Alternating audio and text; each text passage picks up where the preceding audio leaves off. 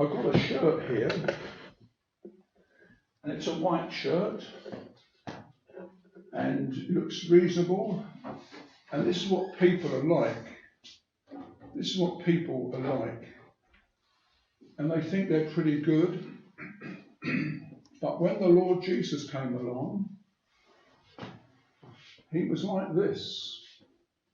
They both claim to be white shirts, but you can see that this one is far, far better than this one in every way. And that's why people didn't like Jesus. They thought they were good when he wasn't there, but when he came along, they realised that they were bad, and they didn't want to be with him, and they didn't want him near them. They wanted to carry on pretending that they were good when really they were bad. And that's why in the end they put him on a cross. They got rid of him because they didn't want somebody who was showing up their lives. And that's why people don't particularly like Christians today, and they don't go to church and they don't read the Bible. They don't want to hear about the Lord Jesus because he will show up their shabby lives. They'd rather be like this and think that they're all right when they're all wrong. Now, a similar illustration is like the lady who's got this cupboard at home. It's not a very big cupboard and she never really uses it. Occasionally she opens the door and looks in, but it's all dark and there's no light in there.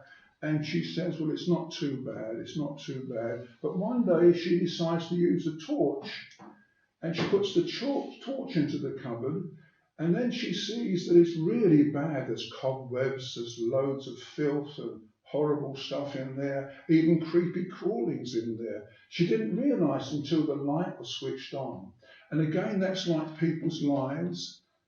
They're black and sinful, dirty, but they don't know that until the light of the Lord Jesus comes along. Jesus is the light of the world, and when he came along, he shone his light onto people's lives and showed how bad they are.